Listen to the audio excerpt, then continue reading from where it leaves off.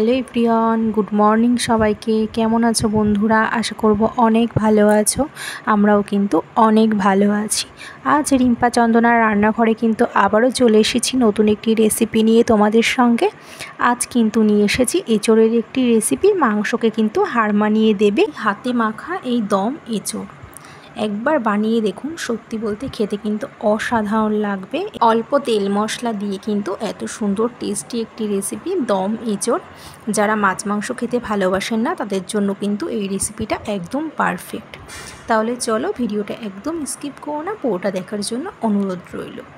প্রথমে কিন্তু আমরা একটি গোটা এঁচোড় নিয়েছি। বেশ বড় সাইজের এঁচোড়কে কিন্তু আমরা কেটে নেব। আর কাটাটা কিন্তু আপনাদের দেখালাম না, আগেও কিন্তু আপনাদের সাথে অনেকবার শেয়ার করেছি। এবার কিন্তু কাটাটা আপনাদের দেখালাম না। আমরা কিন্তু বাড়িতে এঁচোড়টাকে ভালো করে কেটে কিন্তু ধুয়ে নিয়েছি। এবার একটি পাত্রে অল্প হলুদ, অল্প লবণ, অল্প তেল দিয়ে 30% মতন কিন্তু আমরা সেদ্ধ করে নেব। খুব বেশি কিন্তু সেদ্ধ করব না, 30% মতন কিন্তু আমরা এঁচোড়টাকে সেদ্ধ করে নেব। তো দেখো, এঁচোড়টা কিন্তু সেদ্ধ হয়ে গেছে। এবার এঁচোড়টা কিন্তু আমরা জলটাকে ভালো করে ঝরিয়ে এঁচোড়টাকে কিন্তু তুলে আমরা একটি পাত্রে রেখে দেব।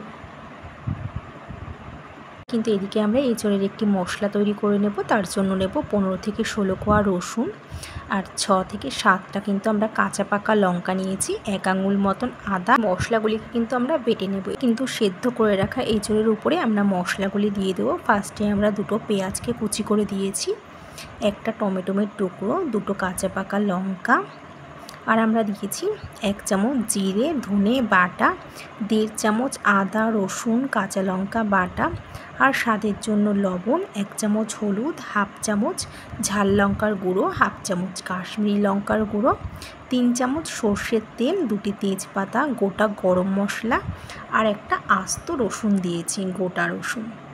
এবার এগুলিকে কিন্তু আমরা হাতে ভালো করে কিন্তু মাংসের মতন ম্যারিনেট করে নেব। তো দেখো, আমরা কিন্তু হাতের সাহায্যে খুব ভালো করে কিন্তু মাংসের মতন করে ম্যারিনেট করে নিচ্ছি। আর এই এঁচোড়ের মধ্যে যদি রসুন দেওয়া হয়, গোটা রসুন, তাহলে কিন্তু আরও বেশি টেস্টি হয়, পুরো মাংসর মতন খেতে লাগে। তার জন্য কিন্তু আমরা একটি গোটা রসুন দিয়েছি। এবার কিন্তু হাতের সাহায্যে আমরা খুব ভালো করে কিন্তু এঁচোড়টাকে ম্যারিনেট করে নেব। যেহেতু বলেছিলাম দম এঁচোড়, এর জন্য কিন্তু আমরা একটি প্রেসারে কিন্তু 4 চামচ মতন সর্ষের তেল গরম করে নিয়েছি। এবার আমরা তার মধ্যে দেব কিন্তু গোটা জিরে 1/2 চামচ দিয়ে ফোড়নটা একটু নাড়িয়ে নেব।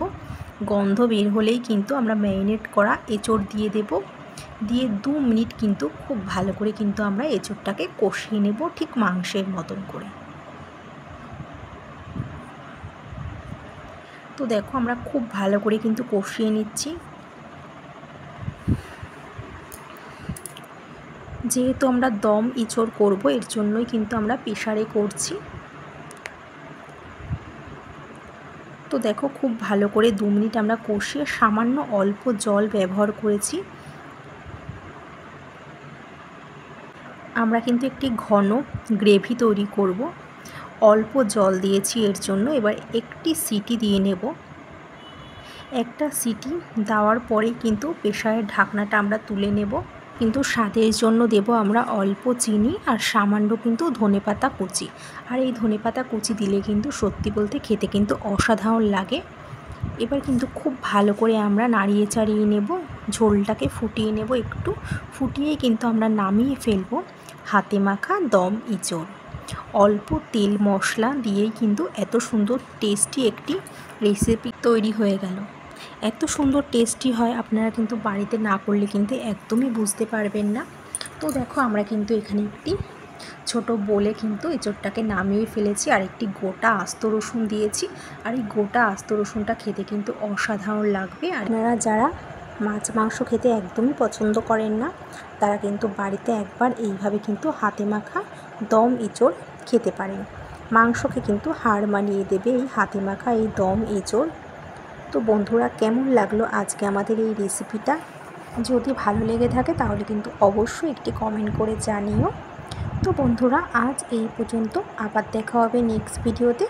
ততক্ষণ তোমরা সুস্থ থেকো, ভালো থেকো।